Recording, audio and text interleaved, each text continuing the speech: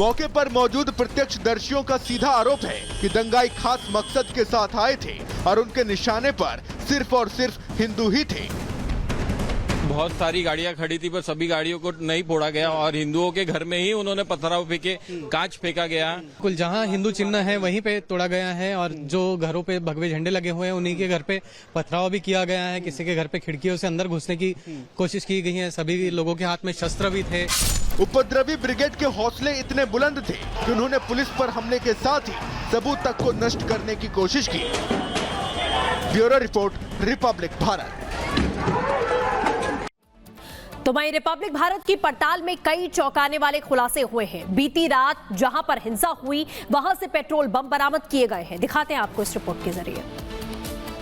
ये तमाम बाइकें हैं जो कि इस हिंसा की शिकार हुई, आगजनी इनमें कर दी गई, तोड़फोड़ इनमें कर दी गई। बाइकों के अलावा आप सीसीटीवी कैमरे यहाँ पर रखे हुए देख लेंगे। ये सभी वो सबूत है जो कि सबूतों को नष्ट करने की कोशिश उपद्रवियों द्वारा की गई। लेकिन सबसे बड़ी बात, पेट्रोल बम का जिक्र किया जा रहा है। वो पेट्रोल बम दरअसल है क्या और उसका इस्तेमाल किस तरीके से किया गया वो मैं अब आपको दिखाने वाला हूँ। अगर मेरे विजय अभिषेक यहाँ पर दिखाएंगे, ये देखिए, ये बाइक यहाँ पर खड़ी हुई है और ये पूरा एक कंपाउंड है जिसमें तमाम बाइकें खड़ी थी जिसको आग लगा दिया गया। पेट्रोल बम का इस्तेमाल कैसे किया गया ये देखिए, ये स्प्रे की बोतल है।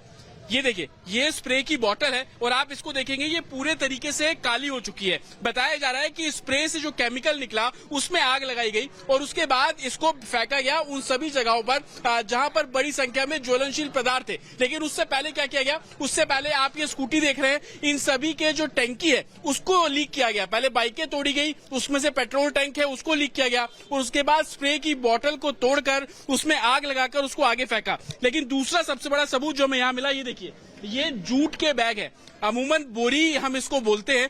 ये आप देखेंगे पूरे तरीके से काली हो चुकी है।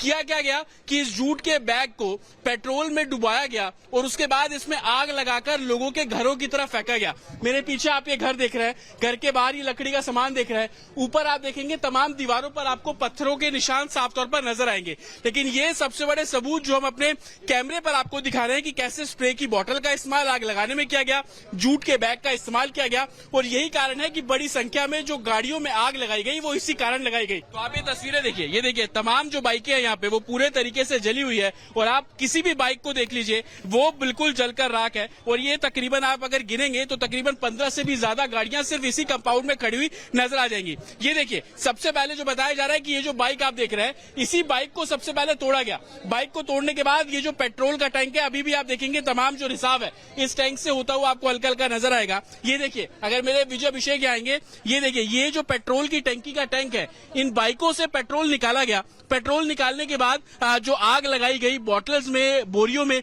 और उसके बाद वो आग जो बोरी में लगाई गई उनको इन तमाम बाइकों में फेंका गया। तो ये वो सबूत है जिसका जिक्र पुलिस कर रही है, ये वो सबूत है जिसको लेकर आगे जांच होनी चाहिए।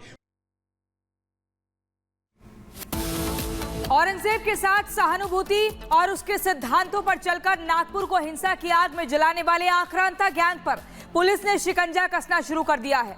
इस मामले में अब तक पुलिस ने क्या-क्या कार्रवाई की है, किस किस को हिरासत में लिया है, कितनी एफआईआर दर्ज की है, आपको इस रिपोर्ट के जरिए दिखाते हैं।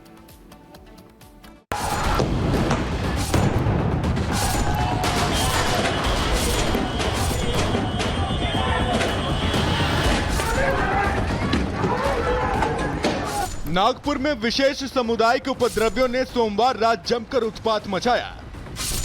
उपद्रवियों की भीड़ ने वहां बेतहाशा हिंसा की।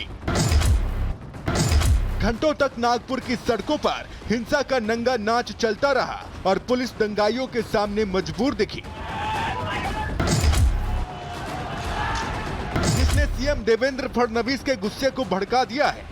सीएम देवेंद्र फडणवीस ने नागपुर हिंसा पर बेहद सख्त टिप्पणी करते हुए दंगाइयों के साथ कठोरता से निपटने के निर्देश दिए हैं। सुनियोजित पॅटर्न हा देखील त्या ठिकाणी दिसतो आहे।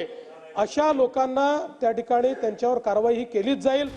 वहीं सीएम फडणवीस की तरह ही महाराष्ट्र के डिप्टी सीएम एकनाथ शिंदे भी नागपुर में हुई हिंसा से बेहद खफा हैं। उन्हें इस हिंसा के पीछे साजिश की बू आ रही है। उन्होंने कहा कि नागपुर हिंसा के पीछे एक सोची समझी साजिश है।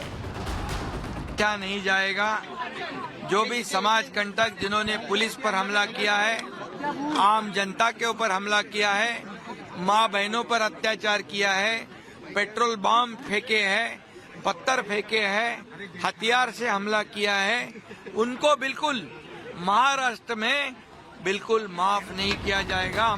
जाहिर है नागपुर में हुई हिंसा ने पूरे महाराष्ट्र की सियासत को हिलाकर रख दिया है। दंगाइयों ने जिस तरह से बेखौफ होकर पुलिस और हिंदुओं को निशाना बनाया है, उसने नागपुर की कानून व्यवस्था और सरकार की छवि को भी नुकसान पहुंचाया है। और यही वजह है कि महाराष्ट्र सरकार के साथ साथ अब महाराष्ट्र पुलिस का गुस्सा भी 7वें आसमान पर है। महाराष्ट्र पुलिस ने इस मामले में अब सख्त रुख अपना लिया है। उपद्रवियों के खिलाफ अब तक की गई कानूनी कार्रवाई की बात करें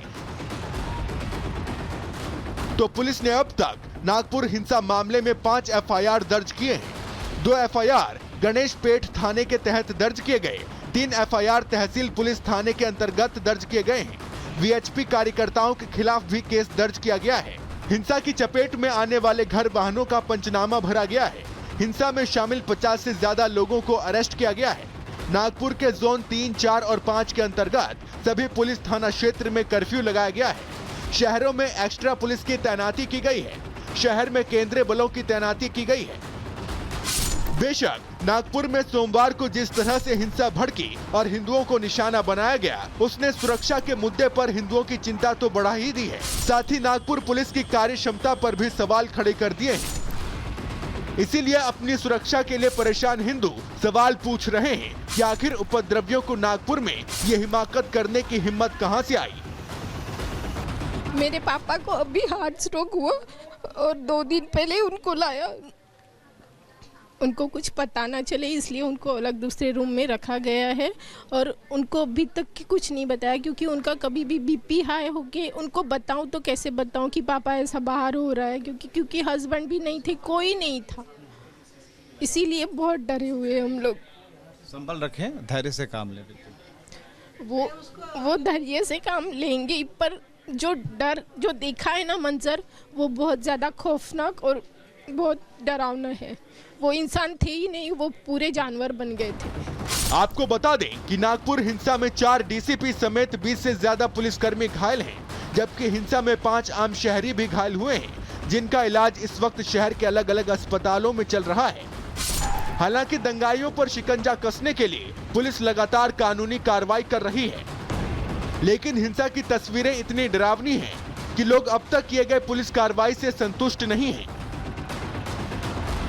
ब्यूरो रिपोर्ट, रिपब्लिक भारत। तो हिंसा में कितना नुकसान हुआ है वो भी हम आपको बता रहे हैं। 5 कारों को नुकसान हुआ है, आपने देखा गाड़ियों को जलाया गया है। एक क्रेन भी वहां पर खड़ी थी, बुलडोजर पर भी किस तरीके से उसे नुकसान पहुंचाने की कोशिश की गई है। तमाम जो सरकारी गाड़ियां थी उसे आग के हवाले करने की कोशिश की गई, तोड़फोड़ की गई।